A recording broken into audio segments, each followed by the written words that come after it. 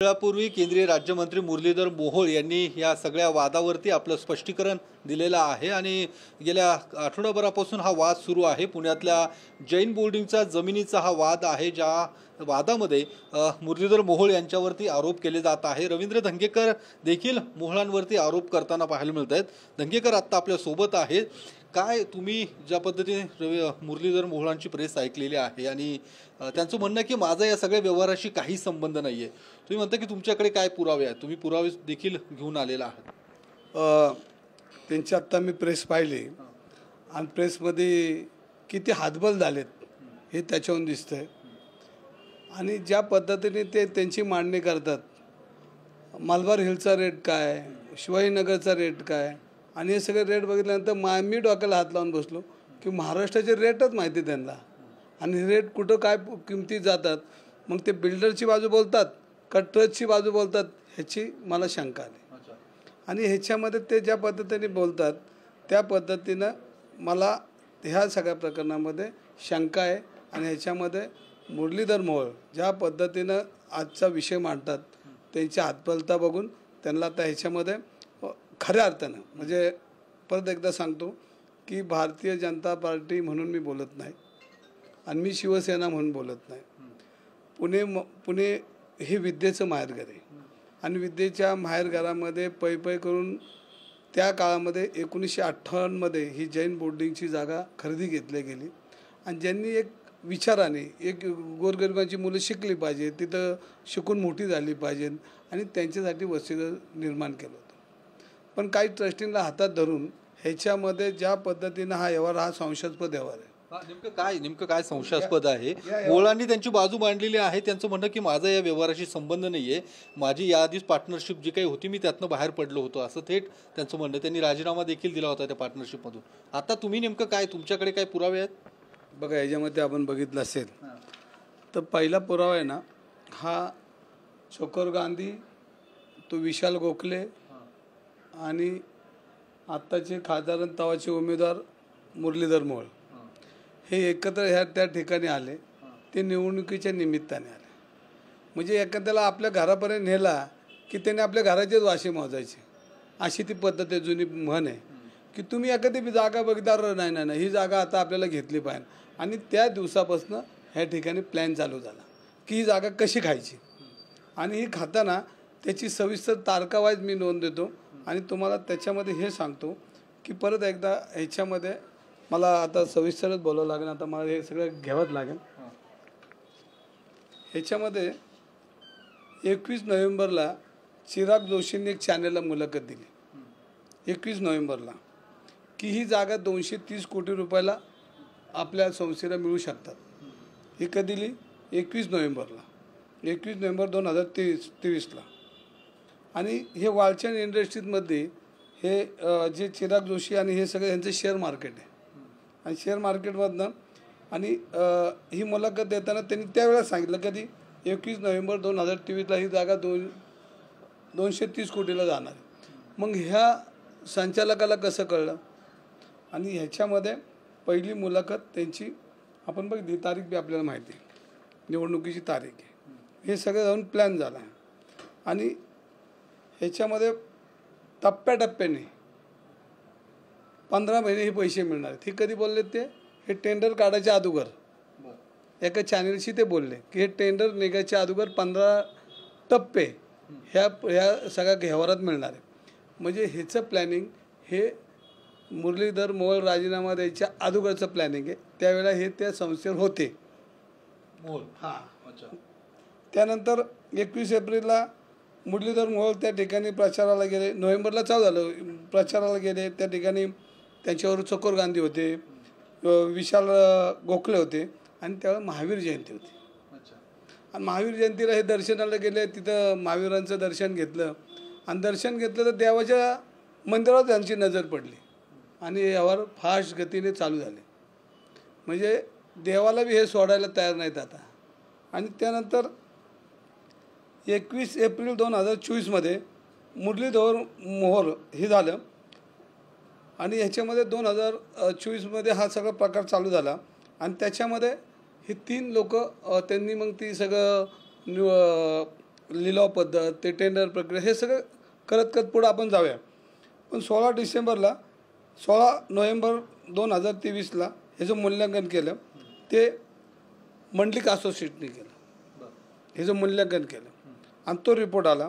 नंतर 13 डिसेंबरला सर्व संचालक 13 डिसेंबर 2024ला सगळ्या संचालकांची मीटिंग बोलवली आणि ती मीटिंग बोलवल्यानंतर मीटिंग ती संपली आणि 16 डिसेंबरला लगेच 3 दिवसांनी तिथं बैठकीत ठराव झाला की जमीन विकायची आणि त्या विकायच्या जमिनीला त्याच्या अगोदर मिरिट नावाची कंपनी होती.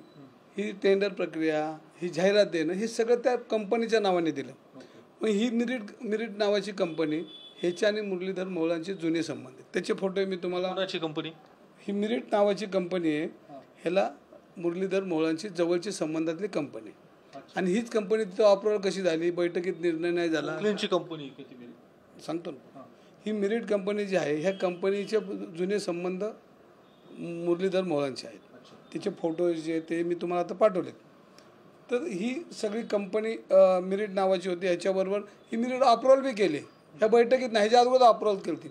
16 डिसेंबरला ही नोटीस, कागदपत्र, फायनल प्रक्रिया कोणालाच माहीत नाही, पण ती टेंडर प्रक्रिया सगळं अगोदर झालं होतं आणि 16 डिसेंबरला त्यांच्या 2 संचालकांनी हे सगळा उद्योग केला आणि त्यानंतर टेंडर प्रक्रिया मागवली.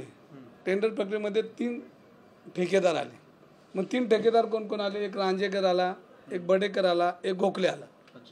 आणि ह्या तिन्ही ठेकेदार आले. ते तिन्हींचे फॉर्म माझ्याकडे. ह्या तिन्ही फॉर्ममध्ये तुम्ही बघा एकच टाईप आहे, एकच ज्या पद्धतीनं ह्याच्यामध्ये थोडी बदल सुद्धा एका ठिकाणी जे टाईप झाले. हे तिन्ही टेंडर एक ठिकाणी टाईप झाले. बघा तुम्ही सगळे टाईप हे जे बघितले तर तुमच्या लक्षात येईल की तिन्ही एका ठिकाणीच केले. मग ह्याच्यामध्ये तुम्हाला बडेकर दिसतील, ह्याच्यामध्ये तुम्हाला रांजेकर दिसतील, ह्याच्यामध्ये गोखले दिसतील. ह्याच्यामध्ये बघा आता किंमत कशी टाकली. आता त्यांची किंमत मिरिट कंपनीने X ठरवली आणि मिरिट कंपनीने X ठरवल्यानंतर त्याच्यामध्ये 3 ठेकेदार आले.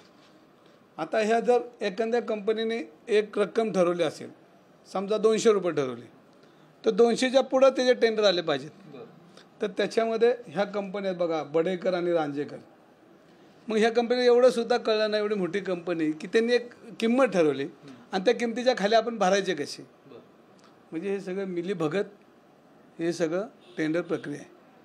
मग एखादे मूल्यांकन 200 कोटी झालं असेल किंवा 210 कोटी झालं असेल, 30 झालं असेल, मग 180 कोटी 85 कोटी रांजेकरांनी भरले, 200 कोटी बडेकरांनी भरले आणि गोखलेंनी 230 कोटी रुपये दिले. म्हणजे हे तिन्ही सपोर्टिंग टेंडर घेतले. हे टेंडर पद्धत आहे ना, ही पूर्वीपासून मुरलीधर मोहोळांना चांगली माहिती. कारण महानगरपालिकेत टेंडर प्रक्रियेत तिथे हुशार आहेत आणि टेंडर कसे भरायचे, कसे मॅनेज करायचे, कसे टेंडर चालवायचे, त्यांना चांगली हुशारी. मी त्यांचं कौतुक मला केलं, पण की ह्यात ते हुशार आहेत, माहीर आहेत. त्यांनी ही बरोबर टेंडर महानगरपालिकेत कसे भरले जातात त्या पद्धतीने त्या ठिकाणी भरले. आता एवढी मोठी जागा विकताना महाराष्ट्रात काय 3च संस्था आहेत का ह्याच्या मागं कोण हुशारच नाही का, कोण ह्या व्यवसायात येणारच नाही का.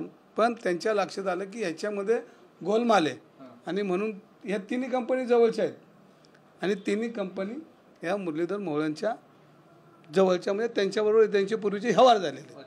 मग ह्याच कशा आल्या, हा महत्त्वाचा भाग आहे. आणि ते केविलवाने आजचा प्रयत्न करतात, मी त्यातला नाही, मी असा नाही, मी तो नाही, मी ह्यो नाही, जैन समाज माझ्या पाठीशी. हे सगळं खोटं आहे. हे सगळं त्या जैन मंदिरावर दरोड आहे. विद्येच्या माहेरघरामध्ये अशा पद्धतीनं वागणं योग्य नाही. हे विद्येचं माहेरघर हे लुटारूंचं माहेरघर झालं, अशी परिस्थिती झाली. मी परत एकदा सांगतो की आपल्याला आठवत असेल, मी पक्षीय बोलत नाही, पण ज्यावेळेला आपल्या पुणे शहराचे खासदार कलमाडी साहेबांवर आरोप झाला आणि त्या टायमाला त्यांच्यावर ताबडतोब त्यांच्या पक्षाने कारवाई केली. नंतर ते न्यायालयीन प्रक्रियेमध्ये सुटले, पण त्यांच्यावर कारवाई करण्याचं धाडस काँग्रेसने त्या काळामध्ये केलं. भारतीय जनता पार्टीने ह्याच्यामध्ये ह्या प्रकरणामध्ये ईडीची चौकशी करून बिल्डर आणि संचालकाला आणि त्यांना मदत करणाऱ्यावर योग्य ती चौकशी करून कारवाई केली पाहिजे, हा माझं मताचं पक्षाने. आणि दुसरी गोष्ट, मी मोदी साहेबांना पत्र देणार आहे, यावरात कसून चौकशी करा. ह्याच्यामध्ये ज्या ज्या लोकांनी चुकीचं काम केलं आहे त्या लोकांवर कारवाई झाली पाहिजे. हे लोकशाही आहे. हे भारतामध्ये अशा पद्धतीने जैन मंदिरं जर हडपण्याचं काम करत असतील बिल्डर लोक, त्याची ईडीलाही पत्र देणार आहे. मी पुणे पोलिसांना पत्र आले, ह्यावरची चौकशी झाली पाहिजे. ह्यावरात जे लोक असतील त्या लोकांवर कडक कारवाई, मोहळांवरती पण कारवाई झाली, सर्वांना जे दोषी असतील त्यांच्यावर कारवाई झाली पाहिजे, हे माझं मत आहे. अच्छा. पण या सगळ्या हा सगळा तुम्ही जो काही आरोप करतायत हे त्यांनी राजीनामा देण्यापूर्वीचं झालंय सगळं, ज्या पद्धतीने त्यांनी पार्टनरशिप तोडल्यानंतरचं आहे का त्याच्या आधीचं आहे? अहो, हे सगळं होण्याच्या पूर्वी हे सगळं प्रकरण शिजवलं गेलं आणि जेव्हा खरेदी त्याच्यामध्ये सगळी प्रक्रिया झाली आणि प्रक्रिया झाल्यानंतर त्यांच्या लक्षात आलं की आता आपल्याला ही जागा खायची आहे. मग त्यावेळेला त्यांनी हे म्हणायला पाहिजे होतं ना, मी राजीनामा देतोय आणि हे सगळं चाललं, हे चुकीचं चाललं, तेव्हाच बोलायला पाहिजे होतं ना. हे प्रकरण उफाळून आलं, तुम्ही बोलून का उपयोग आहे? त्याच्यानंतर राजीनामा दिला असं म्हणणं. हां, मग बरं, या सगळ्या याच्यामध्ये मुरलीधर मोहोळ म्हणतात की तुम्ही सातत्याने टीका करताय, तुमचं नाव देखील त्यांनी घेतलं नाहीये, पण ते म्हणतात की बिळात लपलेली उंदीर अशी उपमा किंवा अशा पद्धतीने टीका तुमच्यावरती करतात. कोणाला तरी नाव घेतलं ना, कोणाला तरी घेतलं नाव म्हणलं. मी त्यांची सगळी यंत्रणा तशी चालू आहे, पण त्यांनी केविलवाणी त्यांची प्रेस होती, केविलवाणी प्रयत्न त्यांचा चालला होता. आणि मला त्यांचं वाईट वाटलं की एवढं केविलवाणी त्यांनी पत्रकार परिषद घेतली की मी त्यातला नाही. पण चोर कधी म्हणतो की मी त्यातला आहे? तुम्ही तिथं दरोडा पडलेला त्याची खुलासा त्यांनी केला पाहिजे. आणि यांनी पहिला राजीनामा दिला पाहिजे केंद्रीय मंत्रिपदाचा, आपल्या मंत्रिपदाचा, आणि त्यांनी समोर चौकशीला गेलं पाहिजे आणि दूध का दूध पाणी का पाणी केलं पाहिजे. आणि हे सगळं खोटं आहे. ह्याच्यामध्ये जैन विद्यार्थ्यांवर ज्या पद्धतीने त्यांनी हे बोर्डिंगची जागा खाण्याचा प्रयत्न केला ती संशयास्पद आहे. आणि त्यांनी त्याचं म्हणजे लाद पाहिजे म्हणाला की आम्ही काय करतो, हे जरा शर्मेने जर केलं तर त्यांनी. तुम्ही काय राजीनाम्याची मागणी करताय? प्रश्नच नाही, कारण हे सहकार खातं त्यांच्या, सहकार खात्यामध्ये ते बँकेची व्यवहार कशी झाली सगळं आपल्या डिटेल माहिती. एवढं ह्याची चौकशी झाली पाहिजे.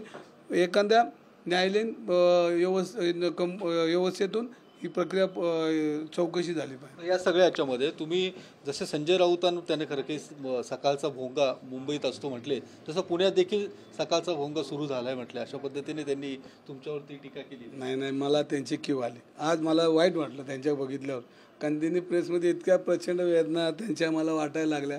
आणि त्यांनी मालबार हिलचे बी रेट सांगितले आणि मग पुण्यातले रेट तर ते कसे बी सांगू शकतात. अजून तर मला लयच बोलायची सुरुवात आहे, पण त्यांची मला कीव आली. आज मला जरा त्यांची लय मनापासून कीव आली की ते पार खालच्या पातळीवर भोंगा बिंगा काय माध्यम होत्या, ह्याचं उत्तर द्या. मला काय बी म्हणत आहे, मी परत म्हणतो, मला त्यांनी काय बी म्हणू द्या, पण ह्याचं उत्तर त्यांनी पुणेकरांना दिलं पाहिजे, जैन समाजाला दिलं पाहिजे. तुम्हाला सांगतो याच्यामध्ये त्यांनी ओके. पण नाही, या सगळ्या ह्याच्यामध्ये तुम्ही चंद्रकांत पाटलांवरती देखील आरोप केले होते. या सगळ्याच्या तुम्ही पुरावे देऊ शकले नाहीत म्हटले, एकही कागद तुम्ही दिला नाहीये, नुसते तुम्ही आरोप करतायत. ह्याची चौकशी झालं पुरावे निघतील ना.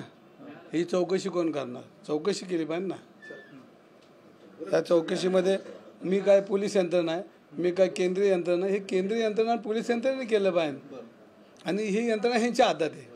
हे शेवटचा प्रश्न, या सगळ्या प्रकरणामध्ये तुम्हाला 50 कोटीची नोटीस बजावली समीर पाटलांनी, ती नोटीस देखील आता तुम्हाला मिळाली असेल कदाचित, पण त्यांनी 50 कोटींचा या सगळ्याच्यात नोटीस तुम्हाला पाठवलेली आहे. अशा लय नोटीस येतात मला, त्यामुळे मी वकिलांबरोबर चर्चा झाली, सगळे पुण्याची वकिलांची फौज बरोबर आहे, त्याचं उत्तर कोर्टात दिलं नाही. तर रवींद्र धंगेकर आत्ता आपल्या सोबत होते. त्यांनी या सगळ्या प्रकरणामध्ये जो काही जैन बोर्डिंगचा जो काही वाद सुरू आहे त्या प्रकरणामध्ये मुरलीधर मोहोळ जे केंद्रीय राज्यमंत्री आहेत त्यांच्यावरती आरोप केले जात आहेत. त्यांनी मंत्रिपदाचा राजीनामा द्यावा आणि चौकशीला सामोरं जावं अशी थेट मागणी त्यांनी पंतप्रधान नरेंद्र मोदी यांच्याकडे केलेली आहे आणि तसं पत्र देखील ते लवकरच पंतप्रधान मोदींना देणार आहेत. कॅमेरामन प्रमोदसह मी योगेश बोरसे, TV9 मराठी, पुणे.